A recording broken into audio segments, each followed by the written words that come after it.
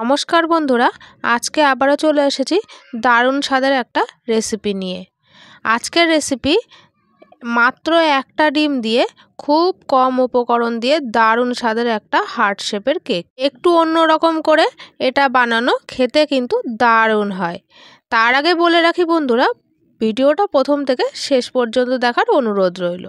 প্রথমে আমি একটা বাটি নিয়ে নিলাম একটু বড় সাইজের, তার মধ্যে একটা ডিম ভেঙে নিলাম। এখন ডিমের মধ্যে আমি দিয়ে দিলাম চিনি। এখানে আমি 1.5 কাপের মতো চিনি ব্যবহার করব, কিন্তু একবারে দেব না। অল্প অল্প করে চিনি ডিমের সঙ্গে এইভাবে হ্যান্ড উইক্সের সাহায্যে ভালোভাবে আমি এরকমভাবে মেশাতে থাকব। অল্প অল্প করে চিনি দেব আর অনেকক্ষণ করে মেশাতে থাকব। এভাবে আমার পুরো চিনিটা আমি দিয়ে দিলাম। এখন এভাবে আমি মেশাতে থাকব। এই কাজটা খুব ধৈর্য ধরে সময় নিয়ে করতে হবে। এখন দিয়ে দিলাম সাদা তেল। এখানে আমি 50 গ্রামের মতো সাদা তেল ব্যবহার করেছি। তেলটাও আমি দুবারে দিয়ে দিচ্ছি। প্রথমে একবারে দেওয়ার পরে হাফটা ভালোভাবে ফেটিয়ে নিলাম। এখন পরেরটুকু আমি দিয়ে আবারও ফাটিয়ে নিচ্ছি। এভাবে একদিক ঘুরিয়ে ঘুরিয়ে ফাটিয়ে নিতে হবে। এখন একদম ক্রিমের মতো হয়ে এসেছে।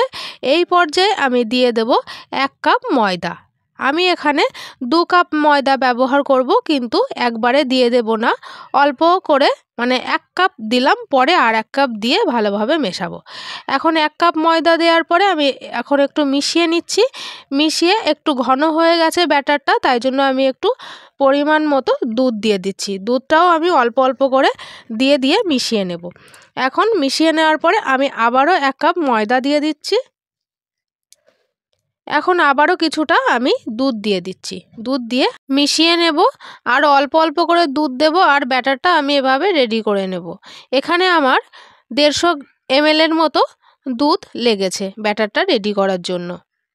আমি এভাবে একদিকে ঘুরিয়ে ঘুরিয়ে ব্যাটারটা রেডি করে নেব। অল্প অল্প করে দুধ দেব আর ব্যাটারটা এভাবে আমি রেডি করে নেব। ব্যাটারটা মোটামুটি রেডি হয়ে গেছে, এরকম ঘনত্বের হবে। এখন আমি এর মধ্যে দিয়ে দিচ্ছি সামান্য পরিমাণের লবণ, আর দিয়ে দেব 1 চামচ বেকিং পাউডার আর 1/2 চামচ বেকিং সোডা দিয়ে আমি আবারও এগুলো মিশিয়ে নেব। খুব ভালোভাবে মিশিয়ে নিতে হবে। খানিকক্ষণ আবারও ভালোভাবে মিশিয়ে নেওয়ার পর আমি এখানে কিছু ড্রাই ফ্রুট ব্যবহার করছি। সেগুলো রয়েছে কিশমিশ কুচি করে নিয়েছি, কাজু বাদাম কুচি করে নিয়েছি, আর নিয়েছি খেজুর কুচি করে। সেগুলো আমি আবার ভালোভাবে মিশিয়ে নিচ্ছি। এখন আমি দিয়ে দেব 1 চামচ ভ্যানিলা এসেন্স। ভ্যানিলা এসেন্স দেওয়ার পর আমি আবারও ভালোভাবে এরকম করে মিশিয়ে নেব। স্টেপ বাই স্টেপ আপনারা এইভাবে যদি বানান, একদম পারফেক্ট দারুণ স্বাদের একটা কেক রেডি হয়ে যাবে। এখন আমি এরকম হার্ট শেপের একটা মোল্ড নিয়ে নিয়েছি। তাতে আমি নর্মাল পেপার দিয়ে, এরকম সাইজের আমি নর্মাল পেপার কেটে নিয়েছি। নেওয়ার পরে একটু ব্রাশ দিয়ে সাদা তেল আমি ব্রাশ করে নিলাম মোল্ডটার গায়ে আর কাগজের ওপরে। তারপরে আমি যে ব্যাটারটা রেডি করে রেখেছিলাম, ব্যাটারটা ঢেলে দিলাম একটু উঁচু করে। এখন একটু ট্যাপ করে নিচ্ছি, যাতে ভেতরের বাতাসগুলো বাইরে চলে আসে। আর একটু গার্নিশিংয়ের জন্য আমি ওপর থেকে একটু ড্রাই ফ্রুটস, যেগুলো আমি আগে ব্যবহার করেছিলাম, সেগুলোই দিয়ে দিচ্ছি। ওপর থেকে একটু সাজিয়ে দিলাম। দেওয়ার পর আমি এরকম একটা পাত্র নিয়ে নিয়েছি। পাত্রের ওপরে একটা কাগজ দিয়ে দিয়েছি, সাধারণ কাগজ। তারপরে একটা স্ট্যান্ড দিয়ে কেকের মোল্ডটা বসিয়ে দিলাম। পাত্রটা আমি আগে থেকেই খুব ভালোভাবে গরম করে নিয়েছিলাম। এখন আমি প্রায় 40 মিনিটের জন্য বেক করে নেব। এখন আমি গ্যাসের ফ্লেমটা একদম লোতেই রাখবো। এই যে 40 মিনিট পর দেখুন আমি চলে এসেছি। টুথপিক দিয়ে আমি একটু দেখে নিচ্ছি কেমন হয়েছে।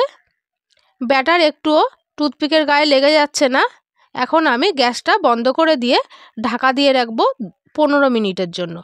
তারপরে এই যে কেকটা বার করে নিয়ে এসেছি। দেখুন কেকের কালারটা কিন্তু একদম অন্যরকম হয়ে গেছে। আমি যেহেতু গরম জায়গার মধ্যে আরও 15 মিনিট গ্যাস বন্ধ করে রেখে দিয়েছিলাম, সেই জন্য কালারটা এত সুন্দর হয়েছে। আমি এখন চারদিক থেকে একটু চাকু ঘুরিয়ে ছাড়িয়ে নিলাম মোল্ড থেকে। এবারে মোল্ড থেকে আমি বার করে নিচ্ছি। দেখুন কত সুন্দর হয়েছে, আর কাগজটাও কিন্তু খুব সুন্দরভাবে উঠে গেল। আর কত স্পঞ্জি হয়েছে, দেখতেও কিন্তু দারুণ হয়েছে, আর খেতে তো খুবই সুন্দর হয়েছিল। এরকম কেক আপনারা সবাই বাড়িতে বানাতে পারবেন। ভিডিওটা যদি আপনাদের ভালো লেগে থাকে তাহলে একটা লাইক করে দেবেন, আর যদি ভালো লেগে থাকে ভিডিওটা সাবস্ক্রাইব করে আমার চ্যানেলের পাশে থাকবেন। আর আপনারা বাড়িতে এটা বানিয়ে দেখবেন, কেমন হয়েছে কমেন্ট করে জানাবেন। ভিডিওটা শেষ পর্যন্ত দেখার জন্য ধন্যবাদ।